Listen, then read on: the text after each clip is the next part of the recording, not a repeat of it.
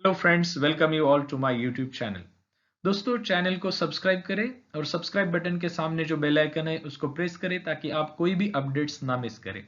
दोस्तों, आज के इस वीडियो में रोमांटिक पोएट जॉन किट्स के द्वारा कंपोज की गई एक बहुत ही सुंदर poem odd on a Grecian earn हम समझने की कोशिश करेंगे। जॉन किट्स रोमांटिक एज से बिलोंग करते हैं। रोमांटिक एज जो 1798 से 1832 ऐसा पीरियड है, इसको हम romantic age in English literature ऐसा कहते हैं। रोमांटिक एज में पोएट्री ज्यादा पॉपुलर थी और जो पॉपुलर पोएट्स रहे जैसे कि William Wordsworth, Samuel Taylor Coleridge, Lord Byron, PB Shelley और ये जॉन किट्स, ये सभी रोमांटिक एज से बिलोंग करते हैं। जॉन किट्स ने जो पोएम्स लिखी है वो पोएम्स कुछ नैरेटिव पोएम्स है और बहुत सारे ओड्स है। तो ये जो ओड्स उन्होंने लिखे हैं, इन ओड्स की वजह से जॉन किट्स बहुत फेमस है। तो इन्होंने जो ओड्स लिखे हैं, वो जो प्रमुख ओड्स है वो है ode on indolence, ode on melancholy, ode to a nightingale, ode to Psyche, ode to autumn और ये ode on a Grecian urn. दोस्तों, ये जो पोयम उन्होंने लिखी, ये मई 1819 में इन्होंने लिखी थी और फर्स्ट ये पोयम पब्लिश हुई थी एनोनिमसली।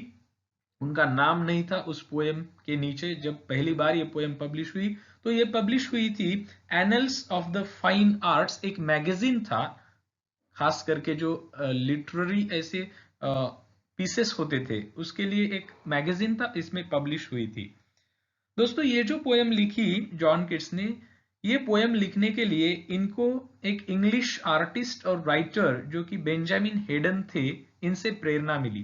बेंजामिन हेडन ने 2 आर्टिकल्स लिखे थे न्यूज़पेपर में, तो वो आर्टिकल्स पढ़ के इनको प्रेरणा मिली और इनका अपना कुछ ज्ञान था। तो उनका अपना ज्ञान और वो 2 आर्टिकल्स, तो इससे प्रभावित होके इन्होंने ये पोयम लिखी है। ये जो पोयम है ये 5 स्टैंजास में है, हर एक स्टैंजा में 10 लाइंस है। दोस्तों, इस पोयम में ये जो टाइटल है ode on a Grecian earn, तो इसमें जो वर्ड है अर्न, अर्न यानी कि एक पॉट होता है। पॉट यानी कि एक मटका, या फिर इसको आप एक बड़ा सा ऐसा पॉट कह सकते हो जिसमें पानी या फिर और कोई लिक्विड आप भर सकते हो।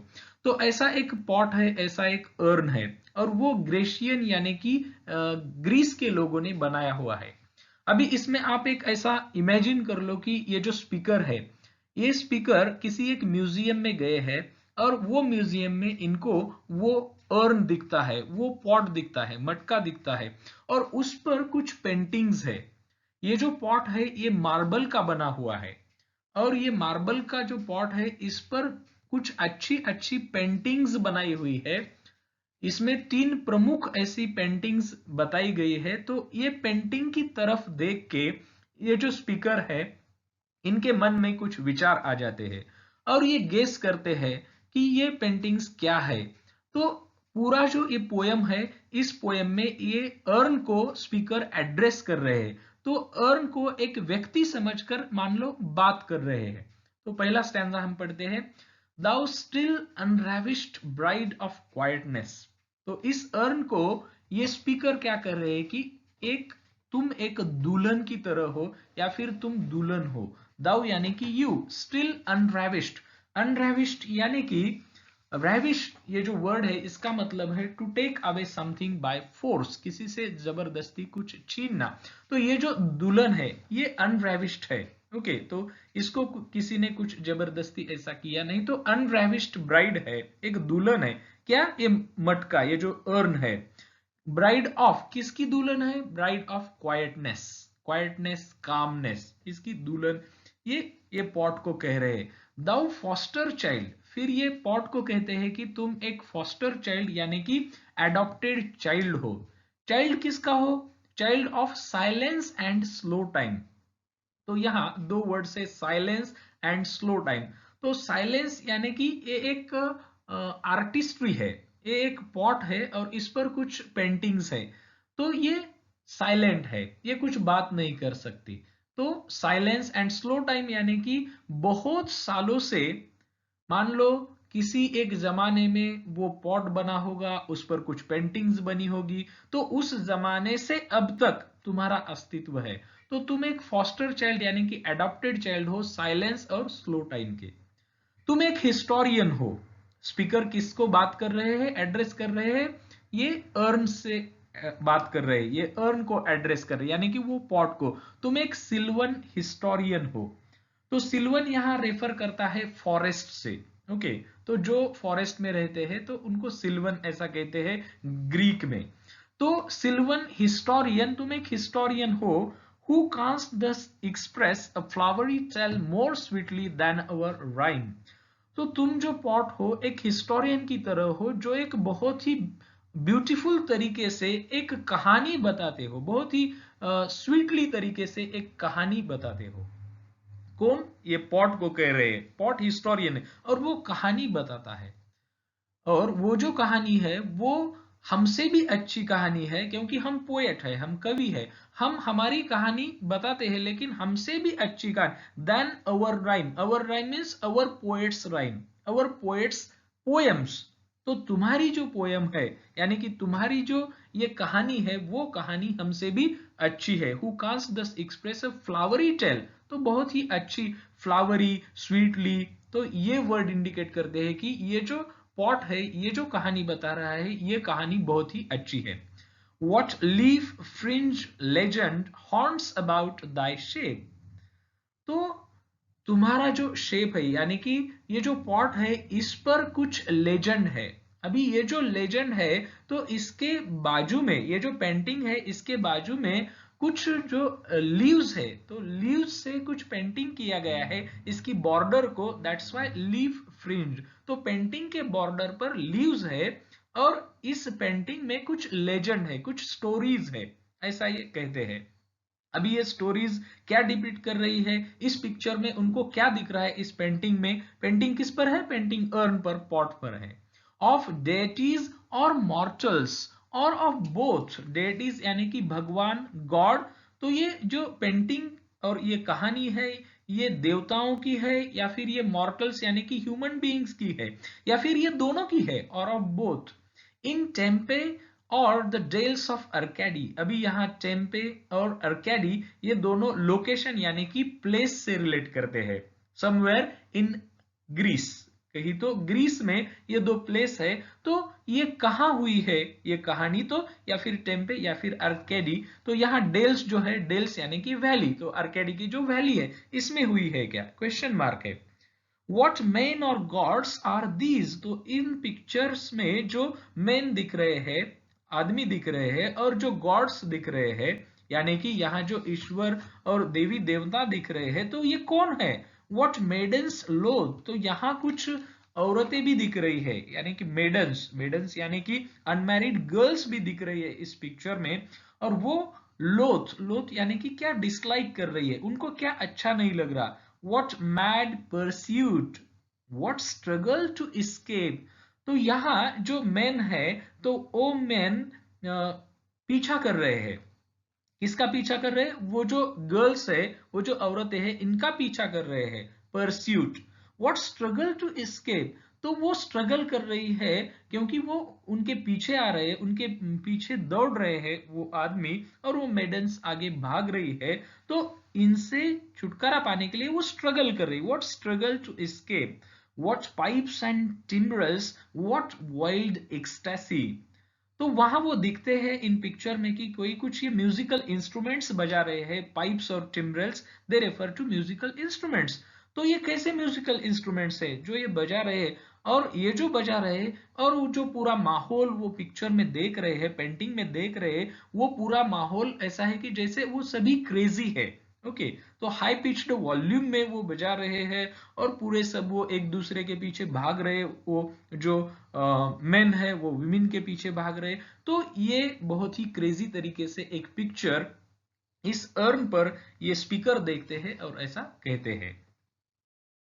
Second stanza, heard melodies are sweet but those unheard are sweeter। तो स्पीकर कहते हैं कि जो मेलोडीज हमने सुनी है, म्यूजिक की मेलोडीज सुनी है, वो बहुत मीठी होती है, लेकिन जो नहीं सुनी है वो उससे भी ज्यादा मीठी होती है। यानी कि इस पिक्चर में इस पिक्चर में वो देख रहे, इस पेंटिंग में वो देख रहे कि कोई तो म्यूजिकल इंस्ट्रूमेंट बजा रहा है और वो उनके मन से वो धुन सुन रहे हैं, तो उनको फील होता है कि वो उससे भी ज्यादा मीठी है जो हमने सुनी है वो मीठी है, लेकिन जो नहीं सुनी ये उससे ज्यादा मीठी है, sweeter. Therefore a soft pipes play on. तो ये स्पीकर कहते हैं कि भाई तुम अभी बजाओ, ओके, ये जो इंस्ट्रूमेंट बजा रहे हो ये बजाओ, और कैसे बजाओ, सॉफ्टली बजाओ। Not to the sensual ear, but more endeared pipe to the spirit deities of no tone। अभी मैं मेरे कान से तो नहीं सुन सकता, कान से तो मैं नहीं सुन रहा हूं क्योंकि ये पेंटिंग है और पेंटिंग में ये कोई तो म्यूजिकल इंस्ट्रूमेंट बजा, तो मैं मेरे कान से तो नहीं सुन सकता, बट मोर एंडियर्ड, एंडियर्ड यानी कि बहुत अच्छी लग रही है मुझे, cherished pipe to the spirit ditties, spirit यानी कि मैं मेरे इमेजिनेशन से अभी ये सुन रहा हूं, स्पिरिट यानी कि इमेजिनेशन से मैं अभी ये सुन रहा हूं, और डिटीज यानी कि सॉन्ग्स, ऐसे सॉन्ग्स जिसको कुछ टोन नहीं है, जिसको कुछ धुन नहीं है। ऐसा क्यों कह रहे हैं वो स्पीकर, क्योंकि वो पिक्चर में है, वो पेंटिंग में है, इसलिए वो ऐसा कह रहे हैं। Fair youth beneath the trees thou canst not leave thy song। अभी वो वहां क्या देखते हैं इस पेंटिंग में देखते हैं कि एक नौजवान है, कैसा, फेयर यूथ, ओके, एक वाइट यूथ, यंग मैन है, वो उसकी तरफ देखते हैं, वो पेड़ के नीचे बैठा है, बीनीथ द ट्रीज, और इसको ये स्पीकर कहते हैं thou canst not leave thy song. तो तुम कुछ तो ये गाना गा रहे हो, लेकिन तुम तुम्हारा गाना कभी अधूरा नहीं छोड़ सकते। Nor ever can those trees be bare, और ये जो पेड़ है, ये पेड़ के पत्ते इस पर हमेशा रहेंगे, ये पेड़ कभी भी बिना पत्ते के नहीं होंगे, या फिर इसके पत्ते कभी झड़ेंगे नहीं, फॉल कभी नहीं होगा। ऐसा क्यों कह रहे हैं वो, क्योंकि वो पिक्चर है, वो पेंटिंग है, इसलिए ऐसा कभी नहीं होगा कि इसके पत्ते नीचे गिर जाएंगे इस पेड़ से, या फिर तुम तुम्हारा गाना रुक सकोगे, ऐसा कभी नहीं होगा। वो और एक देखते हैं कि bold lover never never canst thou kiss, though winning near the goal, yet do not grieve। तो वो और एक इस पेंटिंग में देखते हैं कि कोई एक जो वो यंग मैन है वो पीछे भाग रहा है गर्ल के, और किस लिए, क्योंकि वो गर्ल को किस करना चाहता है, लेकिन वो कहते हैं कि तुम उसको कभी किस नहीं कर सकते। क्यों नहीं कर सकते, क्योंकि ये पेंटिंग है। ये बात आप ध्यान रख लो कि अर्न है, पॉट है, और उस पर पेंटिंग है, और वो पेंटिंग की तरफ देख के इस स्पीकर के मन में ये ख्याल आ रहे हैं। दो विनिंग नियर द गोल, तुम अपने गोल की तरफ गए ही हो, यानी कि तुम किस करने ही वाले हो, लेकिन तुम नहीं कर सकते। येट डू नॉट ग्रीव, ऐसा है लेकिन फिर भी आप शोक में न रहो, क्योंकि आप बुरा न मानो, डू नॉट ग्रीव, आप बुरा न मानो। शी कैनॉट फेड, क्योंकि वो वैसी की वैसी रहेगी, वो कहीं नहीं जाएगी। Though thou hast not thy bliss, तुम किस नहीं कर सकते, कोई बात नहीं, लेकिन वो भी कहीं नहीं जाएगी। Forever wilt thou love and she be fair, okay, forever wilt thou love and she be fair। तो तुम forever के लिए उसके साथ प्यार कर सकते हो, उससे प्यार कर सकते हो, और वो भी वैसी ही सुंदर रहेगी। क्यों ऐसा forever के लिए रहेगा, क्योंकि ये पेंटिंग है। Third stanza, uh happy happy boughs that cannot shed your leaves nor ever bid the spring adieu। अभी पहले स्टैंजा में हमने देखा कि जैसे वो पेड़ के पत्ते नहीं कभी नहीं गिर सकते, तो वही ख्याल लेकर अभी स्पीकर कहते हैं कि ये जो बाउज यानी कि डाली है, ये पेड़ की डाली है, वो बहुत ही खुश है, हैप्पी हैप्पी है। क्यों खुश है, क्योंकि इसके पत्ते कभी भी गिर नहीं सकते। Not ever bid the spring edu, तो अभी इस पेंटिंग में जो सीजन दिख रहा है वो सीजन है स्प्रिंग सीजन। स्प्रिंग सीजन एक बहुत ही अच्छा सीजन होता है, तो जिसमें पूरे जो पेड़ पौधे होते हैं उसको फ्लावर्स आए होते हैं, उसको फल लगे होते हैं, सभी तरफ अच्छा माहौल होता है। ऐसा ही माहौल इस पेंटिंग में एड्यू यानी कि गुड बाय। तो ये जो माहौल है, ये जो पेड़ है, ये पेड़ इस स्प्रिंग सीजन को कभी भी बाय बाय नहीं कहेंगे, क्योंकि ये पेंटिंग है। And happy melodist unwearied for ever piping songs for ever new. और ये जो मेलोडिस्ट यानी कि जो बजा रहा है, जो गाना गा रहा है, तो इसका जो गाना है और वो जो गाना गाने वाला है वो बहुत खुश है। अनवेयर्ड यानी कि वो थका नहीं है, वो कभी भी थक नहीं सकता क्योंकि वो पिक्चर में है। For ever piping songs for ever new. और वो जो गाना बजा रहा है, वो जो धुन बजा रहा है, वो कैसे गाने बजा रहा है, जो कि ऑलवेज फ्रेश है, ऑलवेज न्यू है, बिल्कुल नई धुन, बिल्कुल नया गाना वो गा रहा है। More happy love. और इससे जो प्यार है वो बहुत ही खुश है। More happy happy love. क्योंकि वो जो पेंटिंग में देख रहे हैं, तो इसमें जो तस्वीरें हैं, इसमें जो पेंटिंग्स में लोग हैं, तो वो लोग सभी कैसे हैं, बहुत ही खुश है। forever warm and still to be enjoyed, forever panting and forever young। अभी ये किसकी तरफ इशारा कर रहे हैं, forever warm and still to be enjoyed।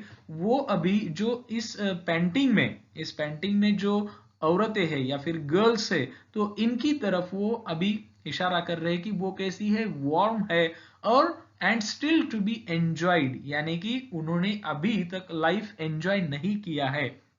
So probably he is referring to sex here। forever panting and forever young।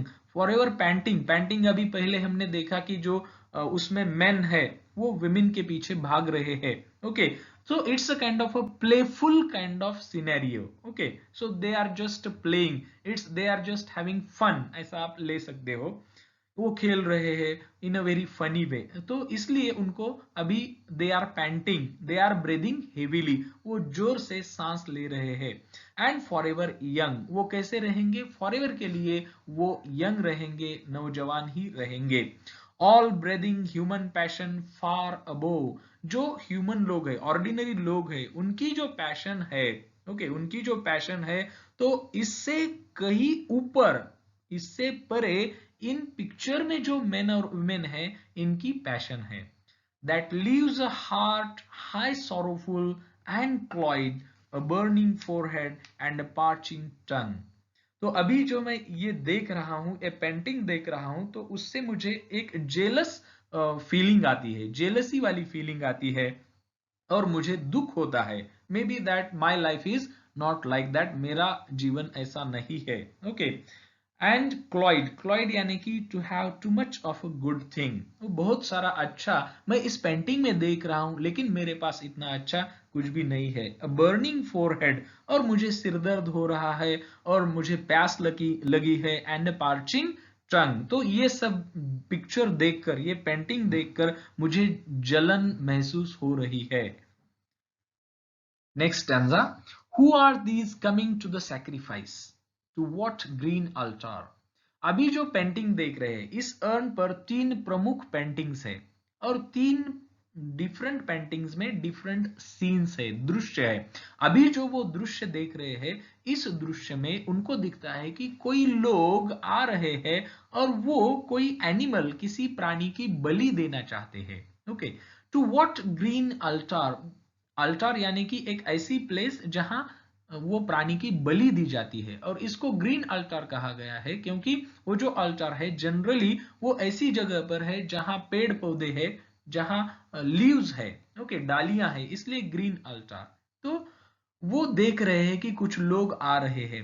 O mysterious priest, अभी उस पेंटिंग में वो देख रहे हैं कि उन लोगों के साथ एक प्रिस्ट है, एक धर्मगुरु है। ओके, अभी उनको वो प्रिस्ट मिस्टेरियस लगता है क्योंकि उनको पता नहीं कि ये कैसा बलि देने जा रहे हैं, ये एग्जैक्टली क्या रिचुअल है। Leadest thou that heifer lowing at the skies, अभी लीड कर रहे हैं, वो प्रिस्ट आगे है, सबके आगे चल रहे हैं, और इनके साथ क्या है, हेपर यानी कि काऊ है। ओके, हेपर यानी कि एक काऊ है, और वो काऊ को लेकर, वो गाय को लेकर चल रहे हैं, जिसकी वो बलि देना चाहते हैं। और वो गाय की बलि देना चाहते हैं, इसलिए गाय भी नीचे देख रही है, शायद उसको पता हो, lowing at the skies. And all her silken flanks, flanks यानी कि साइड में, ओके, उसके साइड में, या फिर आप कह सकते हो उसके गले में क्या है, विथ गार्लैंड्स ड्रेस्ड, पूरे हार डाले हुए हैं, फूलों की मालाएं डाली हुई है। अभी ऐसा बलि देने से पहले करते हैं, तो ये रिचुअल है। तो ये सीन इस पेंटिंग में वो देख रहे हैं। What little town by river or seashore or mountain built with peaceful citadel। अभी वो ऐसा इमेजिन कर रहे हैं कि ये जो लोग हैं, ये लोग किसी गांव में से होंगे, जो गांव एक नदी के बाजू में होगा, या फिर किसी गांव में से होंगे जो गांव एक समुद्र किनारे होगा, या फिर वो लोग किसी ऐसे गांव में से होंगे जो गांव एक पर्वत पर बसा होगा, mountain build with peaceful Citadel. और उस पर्वत पर, उस माउंटेन पर एक किला होगा, हालांकि पीसफुल जगह होगी वो, वहां कुछ लड़ाई वगैरह ऐसा नहीं होगा। तो वो इमेजिन कर रहे हैं कि ये सभी लोग जो ये एनिमल सैक्रिफाइस करने आ रहे हैं, प्राणी की बलि देने आ रहे हैं, वो लोग किसी ऐसे एक गांव से होंगे जो या तो नदी के किनारे होगा, या तो समुद्र किनारे होगा, या तो माउंटेन पर होगा। is emptied of this folk, this pious morn, morn यानी कि मॉर्निंग, pious यानी कि पवित्र, इस पवित्र सुबह पर ये सभी लोग अपने अपने घरों से निकल के, तो गांव में से निकल के ये लोग आए हैं। तो पूरा गांव एम्प्टी हुआ है, फोक यानी कि लोग, पूरा गांव एम्प्टी हुआ है, सभी लोग गांव से निकल कर आए हैं। And little town thy streets forevermore will silent be। और वो जो गांव है, तो इसकी जो गलियां हैं, इसके जो रास्ते हैं, वो हमेशा के लिए ऐसे ही शांत रहेंगे, क्योंकि वहां के लोग सभी कहाँ गए हैं, उस प्राणी की बलि देने गए हैं। And not a soul to tell why thou art desolate can ever return. और कोई भी बताने के लिए नहीं है, बताने के लिए नहीं आएगा कि तुम इतने शांत क्यों हो, तुम इतने डेसोलेट यानी कि वीरान क्यों हो। और वो लोग कभी भी अपने गांव लौट के नहीं आ सकते, क्योंकि ये सब पेंटिंग में है और ये फॉरएवर के लिए ऐसा ही रहेगा। Next stanza and the last one. O Attic shape fair attitude. अभी स्पीकर इस अर्न को कह रहे हैं कि तुम एटिक शेप हो, यानी कि तुम अपीयरेंस में ग्रीक हो, तुम्हारा अपीयरेंस ग्रीक है। फेयर एटीट्यूड यानी कि तुम ग्रेसफुल हो, तुम अट्रैक्टिव हो, with breed of marble main and women's over rod. तो ये जो अर्न है ये मार्बल का बना हुआ है, और इस पर जो पेंटिंग्स है इसमें मेन और विमेन, मेडन्स, अनमैरिड गर्ल्स है, और वो एक दूसरे में ये ऐसी पेंटिंग्स बनाई है जैसे कि मान लो जो चोटी होती है, ब्रेड यानी कि चोटी, BREDE, हालांकि BRAID ऐसा स्पेलिंग आप ले सकते हो। तो वो जो चोटी है जिसमें बाल ऐसे एक दूसरे में बुन के ऐसी चोटी बांधी जाती है, तो बिल्कुल ये मेन एंड वेमेन ऐसे ही इस पर पेंट किए गए हैं, और ये बहुत ही कॉम्प्लिकेटेड लग रहा है, ओवररॉट यानी कि टू मच कॉम्प्लिकेटेड। और इस पर क्या है, इस अर्न पर विथ फॉरेस्ट ब्रांचेस, फॉरेस्ट है, ब्रांचेस है, and the trodden weed, weed यानी कि अनवांटेड प्लांट, ओके, जो कि जिससे पैदल लोग गए हो, that is trodden. Thou silent form, तुम शांत हो, ओके, क्योंकि ये पेंटिंग है, तुम शांत हो। Dost tease us out of thought as doth eternity, okay, तुम शांत हो, साइलेंट फॉर्म। टीज, टीज का मतलब मॉकरी होता है, लेकिन यहाँ जो है, यहाँ टू सेपरेट ऐसा है, okay, to separate us out of thought. तो हमारा जो विचार है, हमारा जो विचार है, वो विचार अभी ये जो अर्न है, ये अर्न कैसा है, एज डज इटर्निटी, जैसे कि इटर्निटी है। इटर्निटी यानी कि अनंत काल तक ये चलने वाला है, क्योंकि ये पिक्चर जो है, ये जो पेंटिंग्स है, ये कभी भी खत्म नहीं होगी, ओके, ये कभी भी यहां से मिटेगी नहीं, इसलिए एक इटर्निटी, अनंत काल तक ये चलेगा। और ये अर्न को क्या कहते हैं, कोल्ड पैस्टरल। पेस्टरल यानी कि जो नेचर और सिंपल कंट्री लाइफ इंडिकेट करता हो, बिल्कुल इस पेंटिंग्स में ऐसे ही लोग हैं, गांव से आए हुए हैं, नेचर है, तो पूरा ये जो सीनरी है ये पूरी पेस्टरल इंडिकेट करती है। कोल्ड का मतलब होता है कोल्ड एंड इनडिफरेंट, लेकिन वो ब्यूटी एंड कंफर्ट भी देते हैं, ऐसा भी हम कह सकते हैं। When old age shall this generation vest, thou shalt remain in midst of other than ours। When old age shall this generation vest, okay, तो ये एक जनरेशन, दूसरी जनरेशन, तो लोग आने वाले हैं और जाने वाले हैं, ओके, लोग कुछ अमर नहीं है, तो लोग मरेंगे लेकिन तुम जिंदा रहोगे। दाउ शैल्ट रिमेन, तुम जिंदा रहोगे। इन मिडेस्ट ऑफ अदर वो देन अवर्स, तुम जिंदा रहोगे। वो यानी कि दुख, कोई एक दुख होगा, कोई दूसरा दुख होगा लोगों का, लेकिन तुम जिंदा रहोगे। और तुम than ours a friend to man, और तुम मानव के एक मित्र बन के रहोगे, तुम आदमी के एक मित्र बन के रहोगे। टू हुम दाउ सेस्ट, और इसी मनुष्य को तुम कहोगे, क्या कहोगे। दोस्तों ये जो लास्ट लाइंस है ये बहुत ही फेमस है इस पोयम की, इमॉर्टल लाइंस आप कह सकते हो, अमर पंक्तियां इस पोयम की, इस कविता की। ब्यूटी इज ट्रुथ, क्या कहोगे तुम। अर्न को ये स्पीकर कह रहे हैं कि तुम क्या कहोगे लोगों को। लोगों को तुम कहोगे कि beauty is truth, truth beauty, that is all ye know on earth and all ye need to know. इस पृथ्वी पर एक ही बात हमें जाननी होगी, एक ही बात हमें समझने की जरूरत है, और वो बात क्या है कि ब्यूटी इज ट्रुथ, यानी कि सुंदरता ही सत्य है और सत्य ही सुंदर है। ओके, सुंदर ही सत्य है और सत्य ही सुंदर है, यानी कि ब्यूटीफुल है। ओके, तो ये जो ट्रुथ है और ये जो ट्रुथ ब्यूटीफुल है, और ब्यूटी ही ट्रुथ है, दूसरा कुछ भी नहीं है।